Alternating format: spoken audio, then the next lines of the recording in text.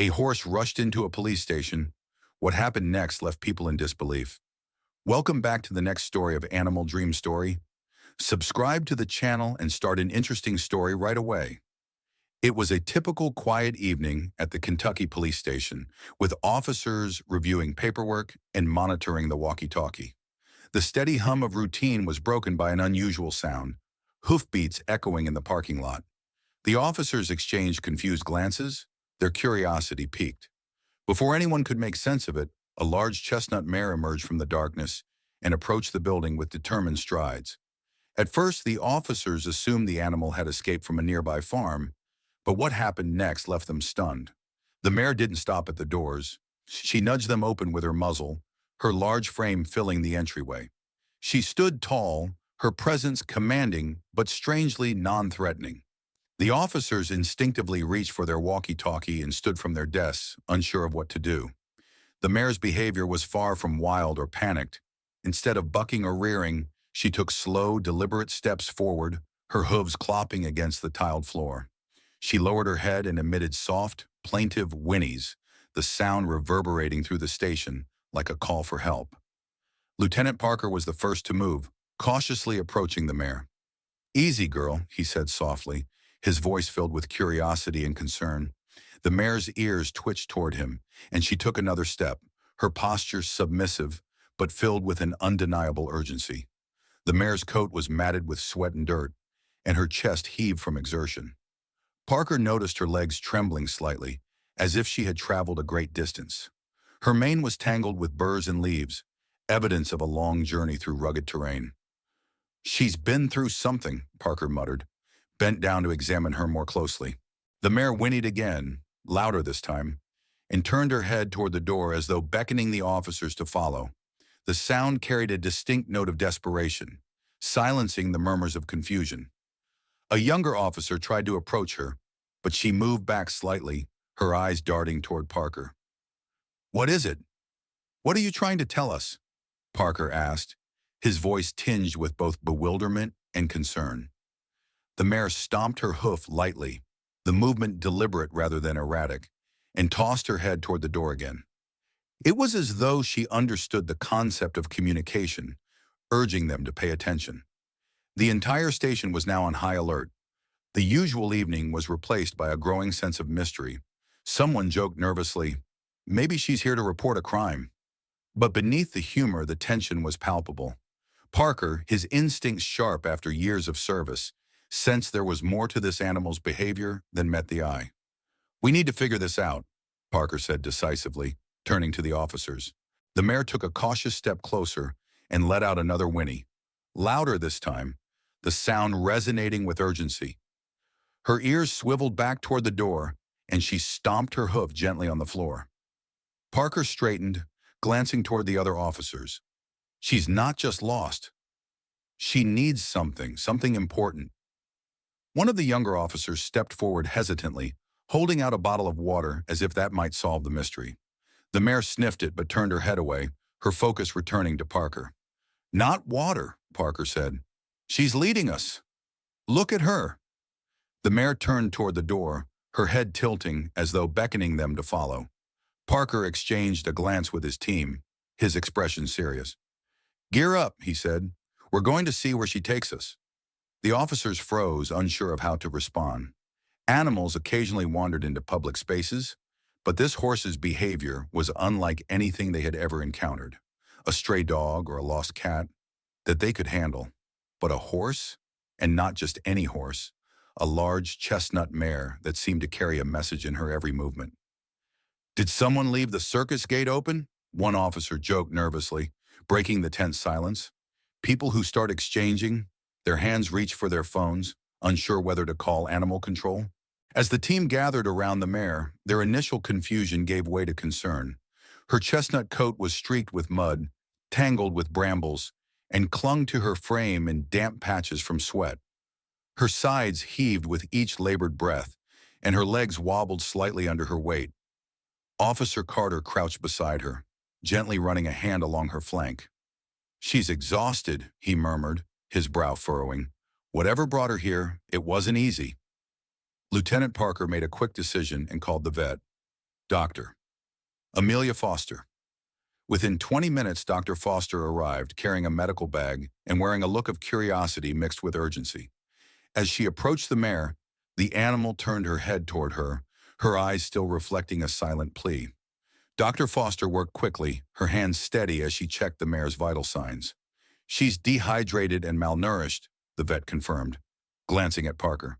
"But there's something else. She's lactating." "A nursing mother," Parker repeated, his voice low. His gaze shifted to the mare's trembling form, and the realization hit him like a jolt. "Where's her foal?" Dr. Foster pointed to the mare's hooves, where the deep grooves on her feet and worn edges tell their own story. "Look at her tracks," she said. "She's been running, probably for miles. And see these circular marks? She's been pacing around this area for hours before she came inside." The officers exchanged uneasy glances. "Why would she come here?" Carter asked, voicing the question on everyone's mind. "Maybe she knew we could help." After a heated discussion in the station's conference room, tension filled the air. Officer Ramirez voiced his concern, pacing back and forth. "We're a police station, not a rescue team." "But she's a nursing mother," Dr. Foster countered, her voice rising with urgency. "Whatever she's trying to show us, it could mean life or death for her foal." Officer Carter chimed in, leaning against the wall with his arms crossed. "This isn't just about the horse. If she's smart enough to come here, it means something's seriously wrong. I think we should check that out." Ramirez sighed, shaking his head. "What happens if there's an emergency call while we're out playing animal rescue?" Lieutenant Parker, seated at the head of the table, rubbed his temples as the debate raged on. His gaze drifted to the mare, who stood quietly in the open doorway, her large, sorrowful eyes fixed on him as though waiting for his decision. The sight tugged at something deep within him. "We'll split up," Parker said suddenly, his voice cutting through the argument. The room fell silent as all eyes turned to him. "Half the team stays here to maintain operations. The rest of us will follow her lead." "But sir," Ramirez started, but Parker raised a hand. "She's come this far," Parker said, his tone firm yet compassionate. "It's because she has no other choice. If we ignore this, we may regret our decision." The room remained quiet for a moment before Officer Carter nodded. "I'm in. Let's gear up." The mare seemed to sense the shift. She let out a soft nicker and took a step back toward the door, her body language almost impatient. Parker stood, donning his jacket and walkie-talkie. "Ramirez, you stay here and coordinate any calls. Carter, Foster, and I will follow her. Get the truck ready with rescue gear. If this horse is leading us into the wilderness, we'll need ropes, lights, and blankets." As the team scrambled to prepare, the mare watched their movements intently, her ears twitching. Parker approached her, gently placing a hand on her neck. "We're coming," he said quietly. "Just show us the way." By the time the team was ready, the sun had dipped below the horizon, casting long shadows across the forest. The mare, now energized by the promise of help, trotted ahead, her movements purposeful and determined. The officers followed close behind, their flashlights cutting through the encroaching darkness. With every step, the weight of Parker's decision settled on his shoulders, but as he glanced at the mare's unwavering determination, he knew they were doing the right thing. The mare led the small rescue team into the dense wilderness surrounding the town, her steps purposeful despite her evident exhaustion. The terrain quickly became treacherous, with jagged rocks jutting from the earth and roots snaking across the path like traps. The air grew colder with each passing minute, and a light mist began to curl around their boots, adding an eerie atmosphere to the already daunting trek. Using flashlights and GPS, the officers tried to navigate the rugged terrain, but it was the mare who seemed to know exactly where to go. Her hooves found steady ground with uncanny precision, and she maintained a pace that was both swift and deliberate. Every so often she would pause, her ears swiveling back toward the group as if to check that they hadn't fallen behind. The forest thickened as they pressed on, the canopy above blocking what little moonlight might have guided their way. The sound of rustling leaves and distant owl calls heightened the tension. Dr. Foster, carrying a veterinary kit, stumbled over a root but quickly steadied herself. Suddenly, the mare veered off the faint trail and into denser underbrush, forcing the team to duck and weave through low-hanging branches. Officer Foster grumbled as a branch snapped back and caught his arm. This better not be a wild goose chase, he muttered, though his tone lacked conviction. Deep down, he too was beginning to believe in the mare's sense of purpose. The mare slowed as they approached a shallow creek, its icy water glistening under the flashlight beams. She hesitated for a moment, then carefully stepped into the water, her hooves splashing softly as she crossed. Parker hesitated before following, feeling the chills seep through his boots. On the other side, the mare waited. The group pressed on, the weight of the journey etched on their faces. The sound of the forest seemed to close in around them, every snap of a twig or rustle of leaves drawing wary glances. Yet through it all, the mare remained steadfast, her determination infectious. As the temperature dropped further and frost began to coat the edges of leaves, the mare let out a soft whinny, her pace quickening. "We're close," Parker murmured, his breath visible in the cold air. The team exchanged determined glances, bracing themselves for whatever awaited them in the darkness. The team went to a ruined mine, overgrown mine shaft concealed by thick vines and moss. The opening was jagged and ominous, with rusted beams and crumbling rock hinting at its long-abandoned state. The mare stepped closer, lowering her head and releasing a plaintive whinny that resonated with sorrow. Parker knelt by the edge, shining his flashlight into the dark void. At first, the beam illuminated only jagged rocks and shadows, but then he saw it, a tiny trembling figure huddled on a precarious ledge. "There it is!" he exclaimed, his voice urgent. The foal, barely recognizable under a coating of dirt and mud, let out a weak, heart-wrenching cry. It was shivering uncontrollably, its legs tucked beneath its frail body. The mare whinnied again, louder this time, as if willing the humans to act. Officer Carter leaned over the edge cautiously, assessing the depth. "It's at least 20 feet down," he said grimly, "and those walls don't look stable." Dr. Foster stepped forward, her flashlight trained on the foal. "It's dehydrated and hypothermic," she said urgently. "If we don't act fast, it won't survive the night." Parker's mind raced as he surveyed the scene. The shaft walls were dangerously unstable, with loose rocks crumbling at the slightest disturbance. The mare paced back and forth near the edge, her whinnies turning to soft, desperate nickers. She nudged Parker gently with her nose as if pleading for him to save her baby. The officers quickly sprang into action, their initial assessment confirming the precariousness of the situation. The shaft was deeper than it appeared, its walls jagged and crumbling with even the slightest vibration. Every step forward had to be measured and deliberate to avoid triggering a collapse. Parker crouched near the edge, shining his flashlight to get a better view of the foal. The team gathered their limited supplies, ropes, harnesses, and makeshift pulleys, improvised from spare gear in their rescue kits. Officer Carter, the most experienced climber, volunteered to descend. "I'll go down," he said, strapping on the harness with practiced precision. Parker nodded, his expression stern. "Carter, one wrong move and the whole thing could come down. Be slow, be steady, and signal if you see anything shifting." As Carter prepared, the mare paced nervously near the shaft, her hooves stirring up dirt and loose rocks. Her eyes never left the edge, her anxious nickers growing louder each time the foal cried out. At one point, she nudged Parker with her nose, her breath warm and urgent against his hand. With the rope secured, Carter began his descent. The rope creaked under his weight as he carefully moved down the shaft. "Take it slow, Carter," Parker called, his voice steady despite the tension in the air. The team above held their breath, their hands gripping the ropes tightly. Each step dislodged bits of dirt and rock, sending small cascades falling into the darkness below. Halfway down, Carter paused, adjusting his position to avoid a particularly unstable section of the wall. "I see the foal," he called up, his voice echoing faintly. "It's scared, but it's still breathing." Reaching the foal, Carter carefully assessed its condition. The small creature was dehydrated, its coat matted with dirt, and its legs scraped from struggling against the rocks. "It's in bad shape, but I can lift it," he said.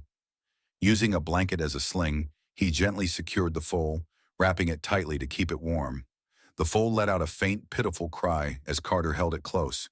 "You're okay, little one. We've got you." Above, the team prepared to pull them up. "Nice and easy," Parker instructed, his voice calm but firm. The pulleys creaked as the ropes strained under the weight. The mare moved closer, her eyes wide with a mix of hope and fear. Every few seconds, she would glance at Parker, as if pleading for reassurance. As Carter neared the top, a sudden shift in the walls sent a cascade of rocks tumbling into the shaft. "Hold it!" Parker shouted, his hands tightening on the ropes. The mare reared slightly, letting out a piercing whinny. "I'm okay," Carter called, steadying himself. "Just a few more feet." Finally, with one last pull, Carter and the foal were hoisted onto solid ground. The mare rushed forward immediately, her nose brushing against her baby's face. She nickered softly, licking the foal with quick, urgent motions. The team worked quickly, administering fluids and wrapping the foal in additional blankets. Dr. Foster checked its vitals, nodding with relief. "It's weak, but it'll make it." The mare stood protectively over her baby, her body shielding it from the chill of the night. She turned to Parker, her eyes meeting his as she let out a soft nicker. The officers stood in silence, captivated by the scene before them.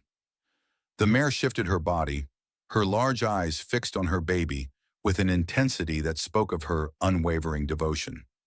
The whole team looked at each other, feeling happy. Before departing, as the team packed up their equipment and prepared the foal for transport, the mare did something none of them expected. She stepped toward Parker, her hooves crunching softly against the ground. Lowering her head, she touched her muzzle to his chest, lingering there for a moment that felt suspended in time.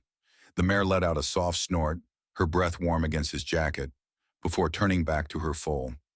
The moment left an indelible mark on everyone present, a silent testament to the extraordinary lengths love and trust could reach.